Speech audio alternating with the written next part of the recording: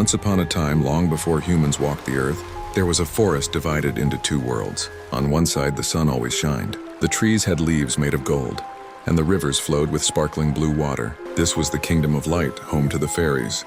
They were beautiful creatures with wings that glowed like diamonds.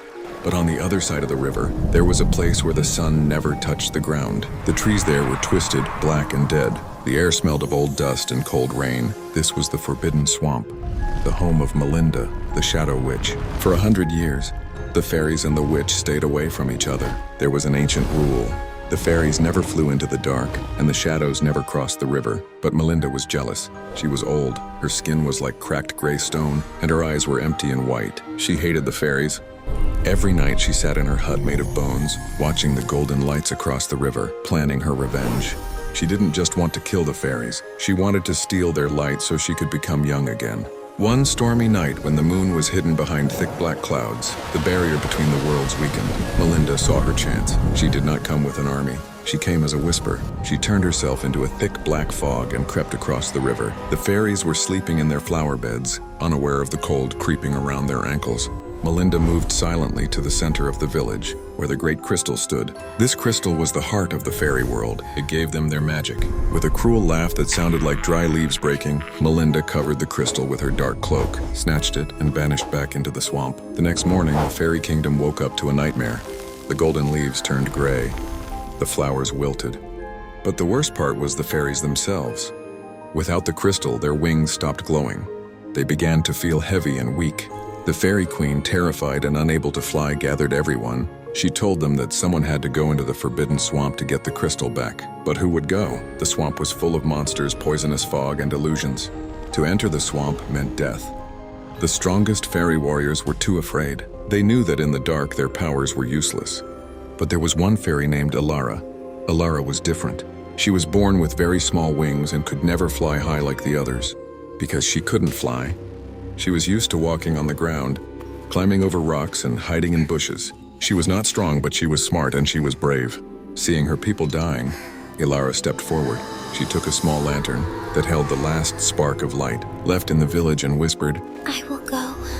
The others looked at her with sadness, thinking they would never see her again. With the lantern in her hand, Elara walked toward the dark river and crossed into the Shadow Witch's land. As soon as Elara stepped into the Forbidden Swamp, the silence hit her. It wasn't a peaceful silence. It was a heavy, scary silence. The mud pulled at her shoes, trying to drag her down. The trees looked like they had faces, twisting and turning to watch her pass. Every few minutes, she would hear a voice whispering her name. Come here, Elara. Turn back. It was the witch's magic trying to confuse her.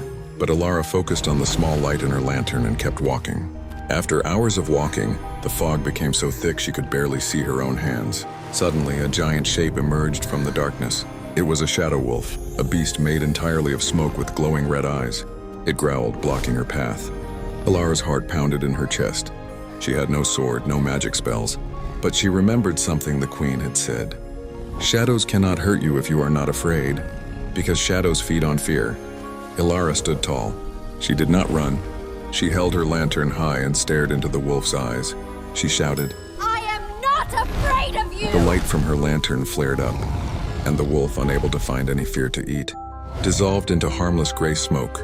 Finally, Elara reached the center of the swamp. There, standing on a hill of black rocks, was the witch's hut. Green smoke was coming out of the chimney. Elara crept up to the window and looked inside. Malinda, the witch, was sitting at a table. In front of her was the great crystal, but the crystal looked dim. Malinda was chanting a spell, trying to suck the light out of it. Her skin was already looking younger, her hair turning from gray to black. She was draining the life of the fairy world to save herself. Elara knew she had only seconds before the crystal went dark forever. Elara kicked open the door and ran inside. Malinda turned around, her eyes wide with anger. A little rat? You think you can stop me? You have no magic. You can't even fly. Malinda raised her hand and sharp spikes of shadow shot out from the floor. Elara jumped and dodged, rolling under the table. She was fast because she had spent her whole life running on the ground. The witch grew furious. She started throwing balls of purple fire, burning the wooden furniture, trying to catch the little fairy. You are selfish. You steal our light because you are empty inside. I deserve to be beautiful. I deserve to live forever. The witch prepared a final deadly spell. A massive ball of darkness formed in her hands, big enough to destroy the entire hut. Elara realized she couldn't fight the witch with force. She had to use the witch's own greed against her.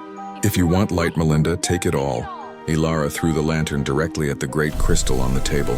When the spark from the lantern hit the crystal, a reaction happened. The crystal didn't just glow, it exploded with blinding pure white light.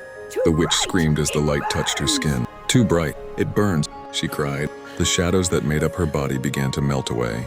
The witch was nothing more than a pile of black dust on the floor.